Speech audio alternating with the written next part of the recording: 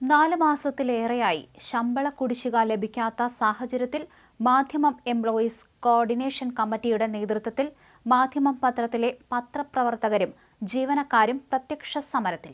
ശമ്പള കുടിശ്ശിക 4 മാസത്തിലേക്ക് കടന്നതോടെ കോഴിക്കോട് വെള്ളിമാടുകുന്നിലെ മാധ്യമം ആസ്ഥാനത്ത് രാവിലെ 9 മുതൽ രാത്രി 10 വരെ പത്രപ്രവർത്തകരും ജീവനക്കാരുമടങ്ങുന്ന തൊഴിലാളികൾ അനിശ്ചിതകാല റിലേ സത്യാഗ്രഹം നടത്തിയിരിക്കുന്നു. സമരത്തിൽ കോഴിക്കോട് യൂണിറ്റിന്റെ കീഴിലുള്ള അംഗങ്ങൾക്ക് പുറമെ മറ്റ് യൂണിറ്റുകളിൽ നിന്നുള്ള പ്രതിനിധികളും യൂണിയന്റെ ഭാരവാഹികളും മാറി മാറി പങ്കെടുത്തു.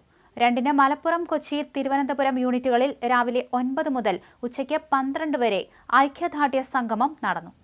എല്ലാ മാസവും നിശ്ചിത ദിവസത്തിനുള്ളിൽ ശമ്പള വിതരണം നടത്തുക, ശമ്പള വിതരണത്തിൽ സ്ലാം സമ്പ്രദായം ഒഴിവാക്കുക, ശമ്പള കുടിശ്ശിക തീർക്കുന്നതിന് സമയപരിധി നിശ്ചയിക്കുക എന്നീ ആവശ്യങ്ങൾക്കായിട്ടാണ് പത്രനിർമ്മാണത്തെയും വിതരണത്തെയും തടസ്സപ്പെടുത്താതെയുള്ള സമരം. പ്രശ്നപരിഹാരത്തിന് ശ്രമിക്കാതെ നിസ്സംഗമായ സമീപനമാണ് മാധ്യമം മുതലാളിയുടേത്. ഈ സാഹചര്യത്തിലാണ് പ്രത്യക്ഷ പ്രതിഷേധം. ന്യായയുക്തമായ മിനിമം ആവശ്യങ്ങളോട് പോലും നിഷേധാത്മക നിലപാടാണ് മാനേജ്മെന്റ് സ്വീകരിച്ചത്. പ്രശ്നപരിഹാരത്തിന് ശ്രമിക്കാതെ തീർത്തും നിസ്സംഗമായ സമീപനം തുടരുകയായിരുന്നു അവരെന്നും സമരത്തിലുള്ള മാധ്യമപ്രവർത്തകർ പറയുന്നു. ഈ ഒരു സാഹചര്യത്തിൽ പ്രത്യക്ഷ പ്രതിഷേധത്തിലേക്ക് കടക്കാതെ ജീവനക്കാർക്ക് മറ്റു മാർഗമില്ല എന്ന് വ്യക്തമാക്കി. വേജ് ബോർഡ് ശുപാർശ പ്രകാരമുള്ള ശമ്പളം നൽകുന്നതിൽ മാധ്യമ മാനേജ്മെന്റ് രാജ്യത്തെ മറ്റ് മാധ്യമ ഉടമകൾക്കെല്ലാം മുമ്പ് മാതൃകയായിരുന്നു.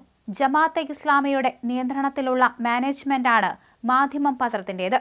മൂല്യാധിഷ്ഠിത പത്രപ്രവർത്തനത്തിന് നാന്ദി കുറിച്ച മാധ്യമത്തിന്റെ സ്ഥാപക പിതാക്കളെക്കുറിച്ച് ഇപ്പോഴത്തെ മാനേജ്മെന്റ് ചിന്തിച്ചത് പോലുമില്ലല്ലോ എന്ന് മുതിർന്ന മാധ്യമപ്രവർത്തകർ ചോദിക്കുന്നു. ശമ്പളത്തിനായി സമരത്തിനിറങ്ങുന്ന മാധ്യമം ജീവനക്കാർക്ക് പിന്തുണയുമായി പിടിച്ചുവെച്ച ശമ്പളം കിട്ടാനായി പെടാപ്പാടുപെടുന്ന മാധ്യമത്തിൽ നിന്ന് റിട്ടയർ ചെയ്ത ജീവനക്കാരും സമരപന്തലിൽ എത്തിയിരുന്നു. മാധ്യമത്തിൽ 33 വർഷം ജോലി ചെയ്ത ബാബുരാജൻ കൃഷ്ണൻ ഫേസ്ബുക്ക് കുറിപ്പിൽ പങ്കുവച്ചത് ഇങ്ങനെയാണ്: ഇന്ന് മാധ്യമം ജീവനക്കാരുടെ പട്ടിണി സമരമാണ്. അതിനോട് ഐക്യദാർഢ്യപ്പെടാതിരിക്കുന്നത് എങ്ങനെ? അവർക്ക് 4 മാസത്തെ ശമ്പളം കുടിശ്ശികയാണ്. അതേപ്പറ്റി ചോദിക്കുമ്പോൾ നിങ്ങൾ സമരം ചെയ്യാൻ പോവുകയല്ലേ?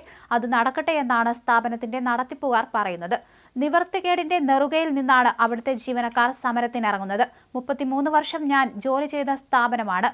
ബാലാരിഷ്ടതകളുടെ കാലത്തും പിന്നീട് അഭിവൃദ്ധിയുടെ കാലത്തും അവിടെയുണ്ടായിരുന്നു. 2020-ൽ ഇറങ്ങിപ്പോരുമ്പോൾ ശമ്പളം ഏറിയാൽ 10 ദിവസം വരെ വൈകിയിരുന്നു എന്നല്ലാതെ 1 മാസം പോലും മുടങ്ങിയിരുന്നില്ല. അവിടുത്തെ ജേർണലിസ്റ്റ് യൂണിയന്റെ സ്ഥാപക സെക്രട്ടറിയായിരുന്നു. 1.5 പതിറ്റാണ്ട് സെക്രട്ടറിയും പ്രസിഡന്റുമായിരുന്നു. കഴിഞ്ഞ കാലങ്ങളിൽ മാധ്യമത്തെപ്പറ്റി സോഷ്യൽ മീഡിയയിൽ സഹപ്രവർത്തകരായിരുന്ന പലരും എഴുതിയപ്പോഴൊക്കെ മൗനം പാലിക്കുകയാണ് ചെയ്തത്. അത്രമേൽ വൈകാരിക ബന്ധം ആ സ്ഥാപനത്തോടുണ്ടായിരുന്നു. ഒരു വാക്കുകൊണ്ട് പോലും സ്ഥാപനത്തെ അപകീർത്തിപ്പെടുത്തരുതെന്ന നിർബന്ധം ഉണ്ടായിരുന്നു.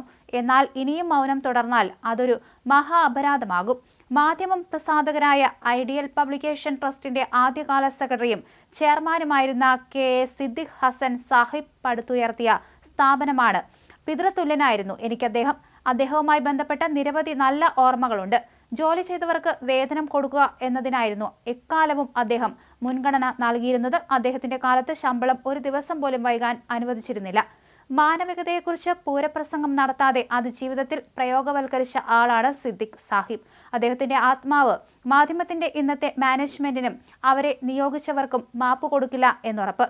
ജീവനക്കാരെ വിളിച്ച് അവരെ സമാശ്വാസിപ്പിക്കുകയും അവരോടൊപ്പം നിൽക്കാമെന്ന് ഉറപ്പു നൽകുകയും ചെയ്തിരുന്നുവെങ്കിൽ ഇങ്ങനെയൊരു സമരത്തിന് അവർ ഇറങ്ങി പുറപ്പെടില്ലായിരുന്നു എന്നും എപ്പോഴും അവരോടൊപ്പം അദ്ദേഹം കുറിച്ചു.